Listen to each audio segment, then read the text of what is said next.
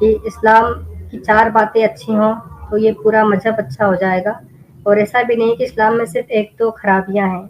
इसमें भर-भर के आपको इतना ज़्यादा मतलब कि बुराइयाँ, या फिर कहें कि इस कदर मतलब कि अजीब-ओ-गरीब बातें मिलेगी कुरान में, और इस्लामी नज़रिए से आप देखो तो बहुत ही मतलब कि समझ में नहीं आता है कि ये क्या है?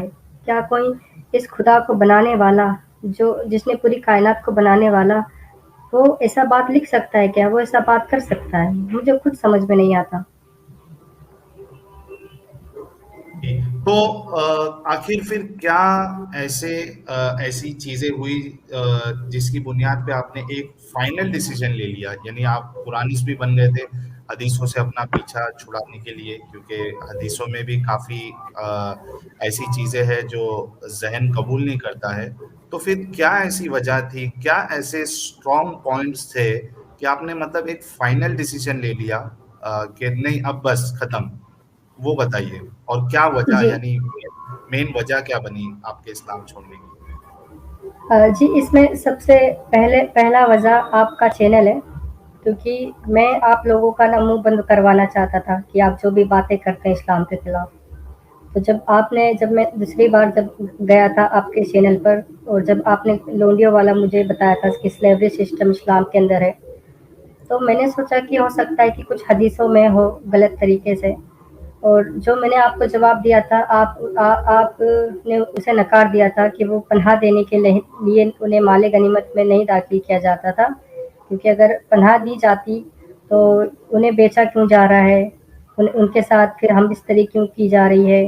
पनाह देने का मतलब ये, अगर हिफाजत ही देना चाहते हो तो आप उन्हें अपनी बहन बना सकते हो, बेटी बना सकते हो, माँ बना सकते हो, लेकिन आप उन्हें निकाह करना भी कंपलसरी नहीं है, और आप उनके साथ हम बिस्तरी कर सकते हो, उन्हें बेच सकते हो। तो मुझे कहीं न कहीं लगा कि मुझे कुरान को फिर पढ़ना चाहिए, और मैंने कुरान को जो सबसे ज़्यादा जो पॉपुलर सूरा है, जैसे सूरा अन-निसा से मैंने स्टार्ट किया, और मैं तो बिल्कुल चौंक गया जब मैंने सूरा अन-निसा का जब 4.3 देखा, तो मुझे बहुत ही अजीब लगा कि यहाँ पर ऐसा बात क्यों हो रहा है। उसके बाद तो जब मैं पढ़ता गया तो क्या बात थी फिर उसमें? आई थिंक उसमें ये है कि मेरे पास नोट भी था, मैं आपको बता देता हूँ।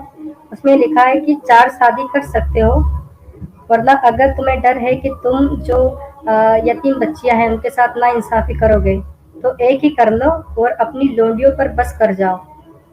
ज़्यादा मतलब कि वो मत करो, क्योंकि 4 बीवी तो तुम रख सकता है, लेकिन अगर तुम्हें लग रहा है कि तुम उनका खर्चा नहीं उठा पाएगा, तो एक काम करो, एक ही कर लो, और लोडिया तो है ना तुम्हारे पास, तो क्यों चिंता करते हो हम्म। तुम। तो ये बात तो मुझे सुनकर बहुत अजीब लगा।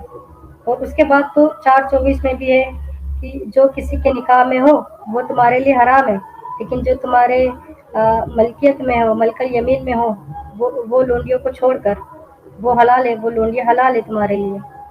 और उसके बाद सूरह अन-निसा का जो 34 उसमें आता है कि अगर तुम्हें शक है तुम्हारी बीवियों पर, तो तुम उनका पिटाई कर सकते हो। तो ये सारा बातें ना मुझे हजम नहीं हुआ कि यार, ये लोग बोलता है कि कुरान के अंदर भी लोडी का सिस्टम है, तो ये तो सच बात है, ऐसा ऐसा क्यों हो रहा है। उसके बाद सूरह अल मोमिनून का भी है 5 और 6 है कि अपनी शर्मगाह का हिफाजत करो, लेकिन अपनी बीवी और लोंडियों को छोड़कर। तो अगर लोंडी बीवी होता तो बीवी ही आता उसमें, लोंडी और बीवी दोनों अलग अलग आ रहा है। मुझे किसी ने बताया कि जो लोंडी होती थी उनसे निकाह किया जाता था, तो अगर निकाह हुआ तो वो तो बीवी बन गया, लेकिन यहाँ पे कुरान तो बीवी और लोंडी को अलग अलग रख रहा है। और उसी तरह अगर हम तफसीर अल जलालैन देखें तो वो कहता है कि लोंडियों के पास वो हक नहीं है जो बीवी के पास है। तो इससे साफ होता है कि लोंडी और बीवी अलग अलग है, और लोंडी से निकाह करना कोई कंपलसरी नहीं है। और यही बात सूरह अल मारिज में भी लिखा है 29-30 में, अपना शर्मगाह का हिफाजत करो, लेकिन अपनी बीवी और लोंडियों को छोड़कर। तो बहुत ही मतलब कि ऐसा ऐसा बात मुझे मिला ना, जो सच में मुझे बहुत अजीब लगा। क्या ये किसी परवरदिगार का किताब हो सकता है जो इस कदर लोगों को गुलाम बनाने का इजाज़त देता है? क्या वो इतना मतलब कि क्या उसका ज़हनियत होगा जो अपनी ही बनाई हुई मखलूक को, एक मखलूक को कहता है कि तुम दुनिया पर हुकूमत करेगा, और दूसरों को कहता है कि तुम नजस हो, तुम गंदे हो। ये किस तरह का खुदा है? بالकुल, बिल्कुल आपने सही बात की है। अ, तो फिर ये ऐसे पॉइंट्स थे, आपने फिर एक फाइनल डिसीजन लिया कि अब बस अब इसको मैं जो है इसका दिफ़ा नहीं कर सकता, कोई मुझे लॉजिकल आंसर नहीं मिल रहा है, तो बस अब मुझे छोड़ना है। जी, बिल्कुल। और इसके बाद सिर्फ़ यही नहीं मिला, उसके बाद तो ऐसा-ऐसा मेरा पूरा रजिस्टर मैंने भर लिया है, ज जहाँ पर मुझे इख्तिलाफ़ था इमाम साहब से पूछने के लिए। लेकिन क्या हुआ ना कि वो मुझसे बात नहीं कर रहे थे। जब आपने कहा था ना कि तुम अपने मस्जिद के इमाम साहब से पूछ लेना, तो मैं 1-2 बार गया, तो वो बोले, "बेटा अभी थोड़ा काम है, तुम बाद में आना।" फिर मैं बाद में गया कि इमाम साहब मेरा 1-2 सवाल है, आप थोड़ा जवाब दे दो। तो वो जी, बोले, "बेटा अभी नहीं।" तो मैंने कहा, आप एक काम करो, आप अपना फ़ोन नंबर दे दो, मैं आपको आयत नंबर बता दूँगा और आप मुझे जवाब दे देना। बोले, "हाँ ठीक है, तुम मेरा मोबाइल नंबर ले लो।" मैंने उनको फ़ोन किया, तो उन्होंने ना कॉल रिसीव नहीं किया। और कुछ कुछ दिनों बाद जब मैं गया उनके घर पे कि इमाम साहब, मैं आपको काफ़ी वक़्त से कॉल कर रहा हूँ, आपका फ़ोन लग नहीं रहा है। तो वो बोले, "अच्छा, क्या क्या क्या काम था तुम्हें?" तो मैंने कहा, आपको मैंने बताया था ना कि मेरा थोड़ा सवाल है कुछ आयतों पर।" तो बोले, "अच्छा, कहाँ से पढ़ा तुमने?" तो मैंने कहा, "मैंने कुरान.com है एक साइट, वहाँ से पढ़ा।" बोले, "मत पढ़ो वहाँ से।" बोले, "कुछ भी बोले उल-जलूल वहाँ पर बोले लोग डाल देते हैं मुसलमानों को और इस्लाम को बदनाम करने के लिए, बोले फेक साइट होती हैं, बोले कहीं पर भी ऑथेंटिक आपको नहीं मिलेगा।" तो मैंने कहा, "इमाम साहब ऐसा क्यों बोल रहे हो? कुरान.com काफ़ी ऑथेंटिक साइट है और ऐसा नहीं है, मैंने कुरान 360 भी मैंने इंस्टॉल करके रखा है, मेरे पास ऑडियो है तकी उस्मानी का, डॉक्टर इसरार अहमद का, मतलब काफ़ी सारे उसमें ऑडियो रिकॉर्डेड हैं।" तो वो बोले कि एक्चुअली क्या है कि उन्होंने सिर्फ़ वो आयत को बयाँ किया, लेकिन वो किस कॉन्टेक्स्ट में है, उसका क्या पस मंज़र है, वो उन्होंने बयाँ नहीं किया। तो मैंने क्या क्या फिर उनको बयान नहीं करना चाहिए था। बोले, वो उनका मर्जी है, हम क्या करें, अगर उसका पस मंजर जानना है, उसका असल वजह जानना है, तो बोले यहाँ पर बैठो और पहले बोले कि ये सूरह फातिहा से लेके सूरह यासीन तक तुम पहले अरबी में कुरान पढ़ो। तो मैंने कहा, इमाम साहब मुझे नहीं आता अरबी। तो बोले, याद करो। तो मैंने कहा, आप याद करना छोड़ो, आप मुझे तर्जुमा बताओ ना।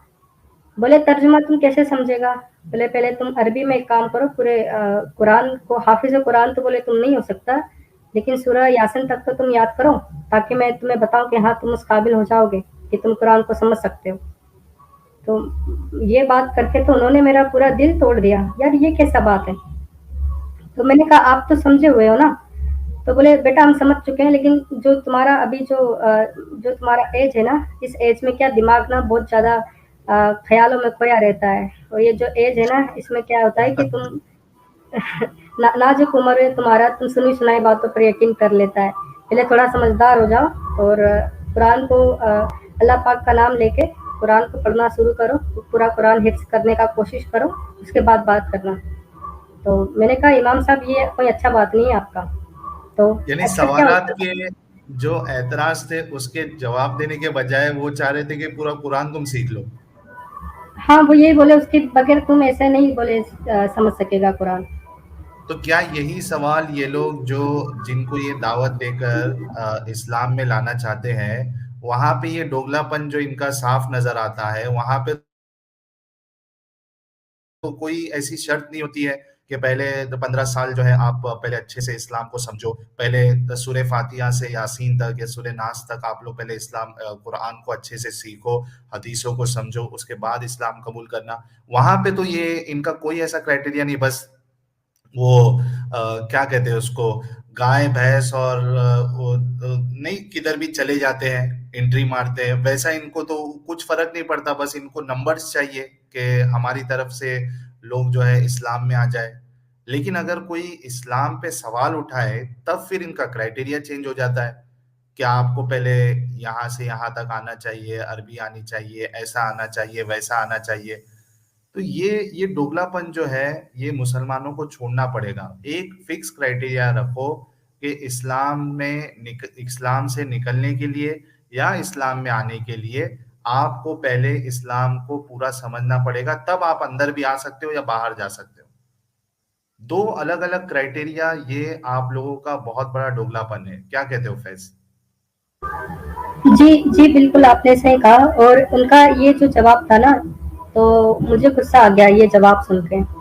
तो और मैंने कहा कि ठीक है, आप सवाल का जवाब मत दीजिए, तो शायद आपको पता ही नहीं होगा। तो वो हँसने लगे, बोले बेटा तेरे मामू को लेकर आना। तो मैंने मैंने उन्हें कुछ नहीं कहा, मैं घर पे आ गया। फिर उन्होंने ना 1-2 दिन बाद था मामू को फ़ोन किया मेरे, और कहा कि फैज़ बोले बहस बहस करता है, बोले आजकल ना कुछ सुनता नहीं है, उसे कुछ भी बोलो तो उल्टा जवाब देता है। तो मुझे मामू ने चिल्लाया, बोले फैज़ बोले तो इमाम साहब से बहस करता है, उल्टी-सीधी बातें पूछता है। तो मैंने कहा मैंने उल्टे-सीधा कुछ नहीं पूछा, मैं तो जो मेरा एतराज़ था वो पूछा। बोले तुझे जो करना है तू वो करना, तुझे कुरान को मानना है तो मान, नहीं तो रहने दे, तू क्यों बहस कर रहा है उनसे। तो मैंने कहा आपसे भी मैंने सवाल किया था कि मुझे कुछ ना इसमें प्रॉब्लम लगता है, कुछ बातें ऐसी है ना जो हजम नहीं होता। तो वो बोले कि तुझे बोले जो लगता है तू वो कर, तुझे कुरान को मानना है तो मान, तुझे नमाज पढ़ना है तो पढ़, तुझे कोई फोर्स थोड़ी ना कर रहा है, तू अपना जिंदगी जी, बोले इन फालतू के पंचड़ों में मत पड़। तो मुझे भी फिर लगा कि मुझे फिर मामू से बहस नहीं करना है, जब उन्होंने इतना कह दिया कि अपना ज़िंदगी पर ज़्यादा फोकस कर, तुझे अपना लाइफ में क्या करना है, इन पंचड़ों में मत पड़। अगर कुरान को एक्सेप्ट करना है तो कर लो, वरना बोले कोई ज़रूरत नहीं है। और हमेशा से वो कभी मुझे फोर्स नहीं करते कि चलो नमाज पढ़ के आते हैं। उनका मूड होता है तो बोल देते हैं, तो मैं अगर मेरा मन होता है उनका दिल रखने के लिए तो मैं चला जाता हूँ, वरना उन्होंने कभी मुझे फोर्स नहीं किया। और वो भी ना मूडी आदमी है थोड़े, अपना मूड होता है तो भी वो उतना इबादत कर लेते हैं, वरना इतना वो भी नहीं करते। ये एक अच्छा है कि आपके जो मामू जान है वो यानी काफी समझदार है, और एक कट्टर सोच उनके अंदर नहीं है, वरना वो आपका जीना हराम कर देते वो भी। जी, जी, बिल्कुल आपने सही कहा। और मेरा पूरा फैमिली बहुत अच्छा है, क्योंकि हमारे यहाँ पर ऐसा है, जहाँ पर अभी हम रहते हैं, तो ऐसा नहीं है कि जैसे कि कोई अगर गैर मज़हबी त्योहार का अगर कुछ खाना-पीना है तो वो हम खा नहीं सकते। नहीं, हमारे यहाँ पर ऐसा है कि हमारा गली में दिवाली पर सबसे सबसे पहले मिठाई का डब्बा हमारे घर पे आता है। लेकिन हम कभी ऐतराज़ नहीं करते कि नहीं वो उनका फेस्टिवल का मिठाई है तो हम क्यों खाएगा उसको। नहीं, ऐसा नहीं है, सबके यहाँ से मिठाई आता है और हम पूरा खाते भी हैं और दिवाली एंजॉय भी करते हैं। मैं पटाखे भी वो जलाता हूँ, क्रैकर वगैरह। मैं नए कपड़े भी पहनता हूँ। मुझे ना कभी मामू ने टोका ना किसी और ने टोका कि यार तुम उनके साथ उनका फेस्टिवल क्यों सेलिब्रेट कर रहे हो, ऐसा कभी नहीं हुआ। तो मुझे ऐसा लगा कि शायद मैं जैसा मुसलमान हूँ, सारा का सारा इस्लाम भी ऐसा ही है, जैसा मैं सोच रखता हूँ बिल्कुल ऐसा का ऐसा इस्लाम है। और मेरे दिल में कभी खौफ भी नहीं आया कि यार मैं ये क्या कर रहा हूँ। कभी कभार ऐसा होता था ना कि वो हिंदू लोग का जो प्रसाद होता था वो भी मैं खा लेता था, मैं इतना फिक्र नहीं करता था, सब चलता है। तो मुझे कभी ऐसा ख्याल नहीं आया कि अगर मैं ऐसा कर रहा हूँ तो मैं क्या जन्नत में जाऊंगा, या फिर अल्लाह ताला मुझे मेरे साथ कुछ बुरा गलत करेंगे। मुझे ऐसा कभी ख्याल नहीं आया। मुझे लगा मैं इतना अच्छा इंसान हूँ, मैं नमाज पढ़ता हूँ, मैं किसी के लिए कुछ गलत नहीं सोचता हूँ, तो मैं मेरा तो जन्नत का टिकट जो वो कंफर्म है। तो ऐसा कभी ख्याल भी नहीं आया। लेकिन एक एक जो मेरा कज़न है उससे बात होता था तो वो बोला ऐसा मत किया कर, बोले पागल है क्या तू? बोले ऐसा नहीं करना चाहिए कि, तो बोले उनका बुतों का जो इबादत का बोले वो प्रसाद होता है वो खा लेता है, बोले ऐसा मत किया कर। तो मैंने कहा ऐसा ऐसा सब कुछ नहीं है, तुम्हारा वहम है, ऐसा कुछ नहीं है, इस्लाम में ऐसा कहीं पर नहीं लिखा हुआ। तो वो बोले नहीं, बोले मौलाना साहब बोलते हैं ऐसा मत किया कर। लेकिन जब मैंने खुद खुद मैंने पढ़ा तो मेरा तो दिमाग काम करना ही बंद हो गया। जब मैंने साहिल भाई पढ़ा ना कि आप काफिरों से दोस्ती ना करो, ये आई थिंक सूरह अल इब्राहिम का आयत नंबर 28 है कि ए मोमिनो तुम काफिरों को अपना दोस्त ना बनाओ बजाय एक ईमान वाले के। अगर तुम में से कोई ऐसा करेगा तो उसका अल्लाह से कोई लेना देना नहीं है। तो मैंने कहा ये क्या मसला है, ये अल्लाह ताला ने दोस्ती पर भी पाबंदी लगा दी। बतौर अगर वो एक अच्छा इंसान है तो भी तुम दोस्ती नहीं कर सकता। फिर अल्लाह ताला सूरह अल मायदा वर्ष नंबर 51 में फरमाते हैं, ए ईमान वालों तुम यहूदियों ईसाइयों को अपना दोस्त ना बनाओ क्योंकि वो आपस में एक दूसरे का दोस्त है। तो मुझे लगा ये कैसा खुदा है जो इंसान को इंसान से बांट रहा है। मुझे बिल्कुल अच्छा, समझ में नहीं आया। इसमें जी, फैज इसमें इसमें एक पॉइंट मैं और ऐड कर दूं कि इसमें एक पॉइंट یہ ایڈ کرنا ہے کہ بہت سارے لوگ اس کے دفاع میں یہ کہتے ہیں کہ وہاں جو اس آیت میں جو اولیاء یا ولی جو یوز ہوا ہے وہ اصل میں لیڈر کے لیے یوز ہوا ہے، اس طریقے سے کچھ کہتے ہیں. تو میں ان سے یہ کہنا چاہوں گا کہ اگر تھوڑے دیر کے لیے آپ لیڈر سمجھ رہے ہو تو بھائی آپ جس ملک میں رہ رہے ہو وہاں کا لیڈر بھی غیر مسلم ہے. آپ جس پارٹی کو سپورٹ کرتے ہو اس کا لیڈر غیر مسلم ہے. تو پھر ان کے ساتھ بھی آپ کیوں رہتے ہو؟ پھر ان کے انڈر میں بھی کیوں رہ رہے ہو آپ؟ کیونکہ اب یہ تو لیڈر بن چکے ہیں. کیوں ایسی جی جگہ پہ آپ لوگ جاتے ہو جہاں ایکچولی پہ مسلم ساحل لیڈر؟ بھائی، یہ جو لیڈر والا بات ہے شاید آپ نے سنا ہوگا، لیکن کسی بھی مجھے نہیں لگتا کہ قرآن اس لیڈر والے بات کر رہا ہے. یہاں پہ سیدھا یہودی اور عیسائیوں کا بات ہے. اس میں لیڈر کا تو بات آیا ہی نہیں ہے. یہ بات تو آپ خود اپنی طرف سے جوڑ رہا ہے. آپ ایسا نہیں کر سکتے کہ آپ اپنے حساب سے آیات کو بنانے کے لیے آپ اس کو کے ساتھ بھی توڑو گے مروڑو گے. آپ دیکھ لو کوئی بھی ترجمہ دار ہے وہ ایسا بات ہی نہیں کرتا لیڈر والا. بالکل. یہ جب پھنس جاتے ہیں تو ایک نیا ٹرانسلیشن آ جاتا ہے ان کے پاس. جی جی، اور آج سچ میں مجھے لگتا ہے اللہ کا عذاب ہے. کتے بھی پریشان کر رہے ہیں اور کچھ کافر لوگ ہیں جو ڈی جے بجا رہے ہیں. اچھا دوستو، اس سے پہلے کہ میں اگلا سوال فیض سے پوچھوں، آپ سب سے ریکویسٹ ہے کہ آپ لوگ ویڈیو کو لائک اور شیئر کر دیں تاکہ ہم 1000 کا مارک کراس کرے. اور اس کے علاوہ میں نے فیض کے چینل کا لنک کمنٹ میں پن کیا ہے، تو آپ لوگ پلیز اس چینل کو بھی آپ لوگ سبسکرائب کر لیں اور سپورٹ کریے جتنے لوگ اس مومنٹ میں جڑتے ہیں، تاکہ ان کا جو ہے حوصلہ افزائی ہو اور وہ یعنی ان کا مورال جو ہے وہ بوسٹ ہو اور وہ اور اچھی طریقے سے اس میں کام کرے. تو آپ سے ریکویسٹ ہے کہ آپ لوگ فیض کے چینل کو بھی سبسکرائب کر لیں. فیض، اگلا سوال آپ سے یہ ہے کہ قرآن کے بارے میں آپ کی کیا رائے ہے؟ یعنی اتنا سب سمجھنے کے بعد اور اس سے نکلنے کے بعد اب قرآن کے بارے میں آپ کی کیا رائے ہے؟ ایکچولی ساحل بھائی، کچھ ہمارے بہت بڑے مفتی اور عالم یہ بات کرتے ہیں کہ قرآن کے اندر جو چیلنج ہے اسے دنیا میں کوئی بھی کمپلیٹ نہیں کر سکتا. اور وہ چیلنج ہے کہ لے آؤ قرآن جیسی کوئی ایک بھی آیت. آپ نہیں لا سکتے. تو میں کہتا ہوں کہ یہ جو چیلنج ہے یہ بالکل واجب ہے. آپ قرآن جیسی ایک بھی آیات نہیں لا سکتے. یہ بالکل صحیح بات ہے، کیونکہ قرآن جیسا ایسا الوجیکل بچکانا بے تک بات والا کتاب کوئی نہیں لکھ سکتا. ایک بچہ بھی نہیں لکھ سکتا. ایک 2 سال کے لیے بچہ بھی ہوگا نا تو وہ اس سے اچھا بات کر دے گا. اس لیے میں کہتا ہوں کہ یہ بات سچ ہے کہ قرآن جیسا کتاب کوئی لکھ ہی نہیں سکتا، کیونکہ ایک بچہ بھی ہوگا نا وہ بھی اس سے اچھا بات لکھے گا.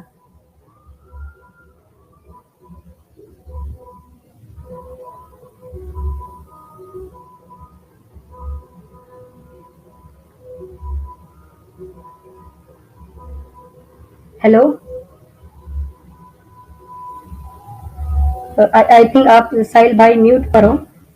تو ہیلو، ہاں میری آواز آ رہی ہے؟